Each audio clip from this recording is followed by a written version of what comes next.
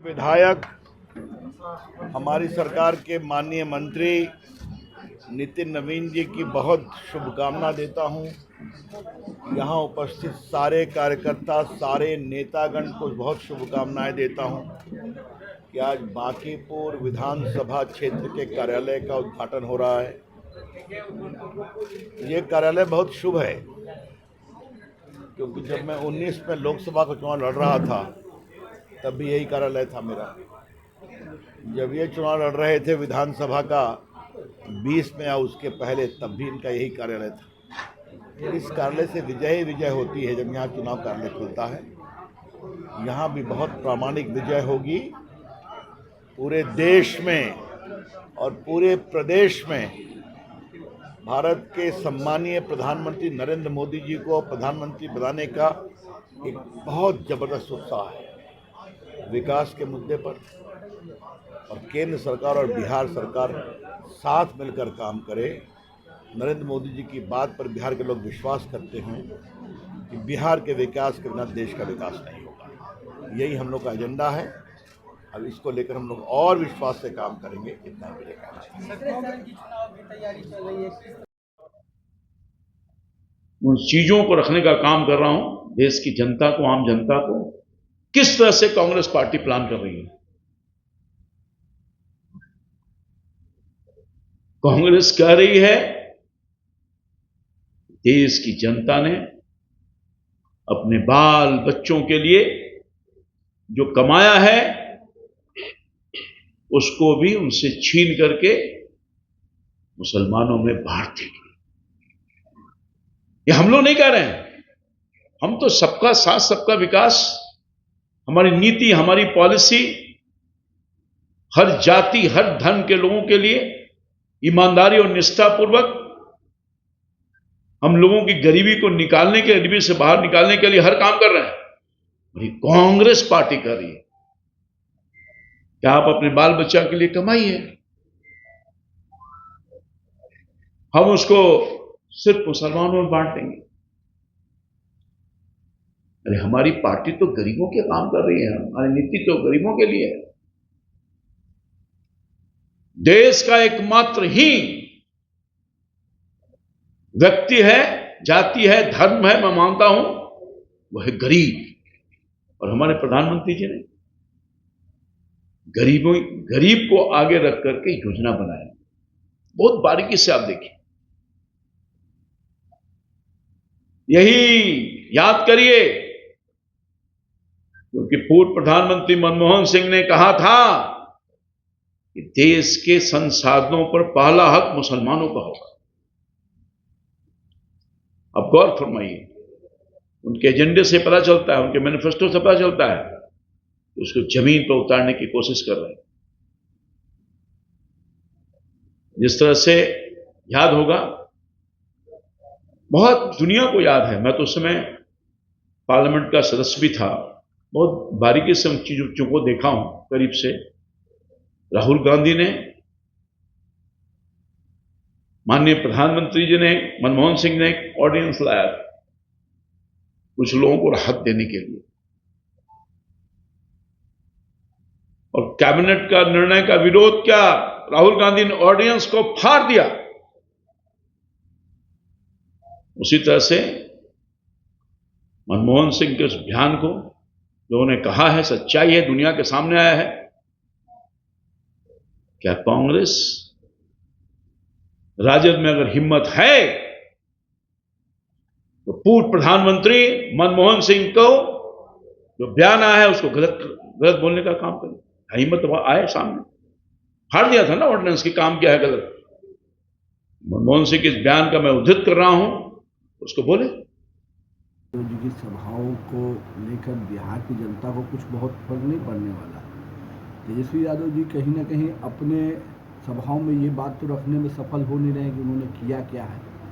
जिस सरकार की दुहाई देते हैं कि हमने नौकरी दिया, वो नौकरी तो नीतीश कुमार की सरकार ने दिया। जिस चीज़ की दुहाई देते हैं उनके मंत्री तो 2 महीने घर में बैठे हुए थे। तो आज तेजस्वी यादव जी का जो पूरा कार्यकाल अगर 1.5 साल देखिए मंत्री रहे, तो एक बार विभाग की भी सूद नहीं ली, तो आज कोई वैसा विषय नहीं है जिस पे वो जनता के बीच में बोल सकते हैं। हाँ, ये ज़रूर है कि उनके कारनामे लोगों के ध्यान में हैं। जॉब फॉर ज़मीन घोटाला, जब मौका मिला तो मॉल बना रहे थे, बड़ा भाई मिट्टी भर रहा था, यही तो उनकी समय का कार्यकाल का काम रहा है। मैं तो यही कहूँगा कि अब चुनाव है तो सबका वोट चाहिए, तो सनातन याद आया। 5 साल टोपी पहन के घूमते रहने वाले लोग आज सनातन की बात कर रहे हैं। जिस दिन उन्हीं के मंत्री ने सनातन परंपराओं पर चोट की, हनुमान और राम का अपमान किया, वो दिन सोई हुई थी क्या? वो दिन नहीं याद आ रहा था कि सनातन कहाँ है? जिस दिन कांग्रेस के राष्ट्रीय अध्यक्ष के पुत्र ने अपशब्दों का प्रयोग किया हिंदू देवी देवताओं पे, वो दिन सनातन की याद नहीं आई थी? आज जब जनता के अदालत में आए हैं, वोट चाहिए, तो सनातन याद आ रहा है।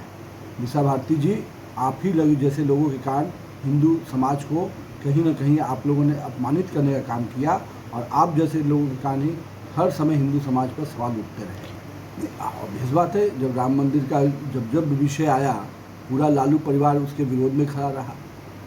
आज अपने आप को सनातन की दुहाई दे रहे हैं। जब राम मंदिर का निर्माण के लिए आमंत्रण मिला, तब भी उसको ठुकरा दिया।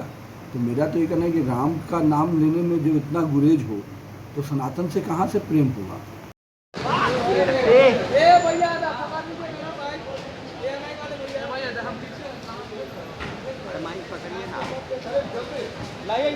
अरे हम बना रहे हैं। लोगों पर ना चढ़ाए। तेजस्वी जी, बीजेपी के द्वारा लगातार आरोप लगाया जा रहा है, कहा जा रहा है कि सनातन विरोधी हैं, सनातन विरोधी बताया जा रहा है। बीजेपी के लोग डिप्रेशन में हैं, सेकेंड फेज के बाद डिप्रेशन में है। अब देश की जनता बोल रही है कि मोदी जी जो है, मुद्दे की बात करना मुश्किल है। मोदी जी हैं तो नौकरी मिलना मुश्किल है, गरीबी हटाना मुश्किल है, विकास की बात करना मुश्किल है, नौकरी मिलना मुश्किल है, बेरोजगारी मिटाना मुश्किल है।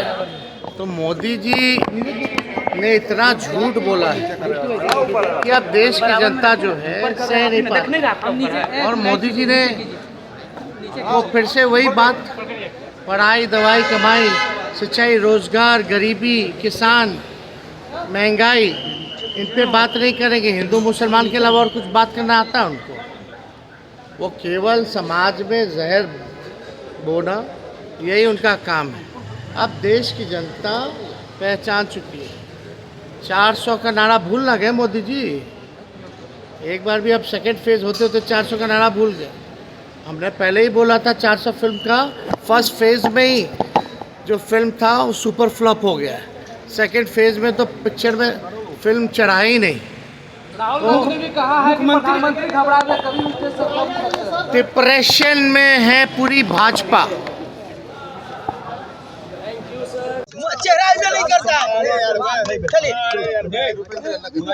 नहीं, मुंह पर नहीं लगा। देखिए, दूसरे चरण का चुनाव जो है, मतदान कल खत्म हुआ है और बीजेपी के लोग जो हैं भारी डिप्रेशन में हैं। देखिए, अब हर कोई, देश का हर एक युवा, बुजुर्ग, हमारे जितनी माताएं, बहनें, सब लोग, हर जात के लोग, हर वर्ग के लोग अब यही कह रहे हैं कि भाई मोदी जी है तो बेरोज़गारी ख़त्म होना मुश्किल है, मोदी जी है तो नौकरी मिलना मुश्किल है, मोदी जी है तो महंगाई पे काबू करना मुश्किल है, मोदी जी हैं तो गरीबी मिटाना मुश्किल है, मोदी जी हैं तो मुद्दे की बात करना मुश्किल है। तो लोग जो है परेशान हैं। मोदी जी बिहार आए, कल 2 सभाएं किया उन्होंने, एक बार भी जो है मोदी जी ने मुद्दे की बात नहीं की।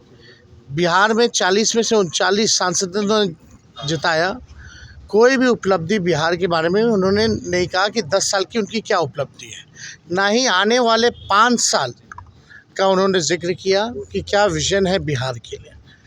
बिहार के लोग तो प्रधानमंत्री से यही सुनना चाहते थे ना कि भाई आपने 10 साल में क्या किया, और फिर ठीक है आप आए हैं वोट मांगने, तो अगले 5 साल के लिए आप बिहार के लिए क्या करेंगे। तो मोदी जी ने इतना झूठ बोल लिया है 10 सालों में कि अब जनता उनके झूठ पर विश्वास करने वाली नहीं है। 400 पार के नारे नहीं लगे। इसलिए 400 के पार नारे तो आप जान ही रहे, भूल के हम तो ट्वीट किए ही थे।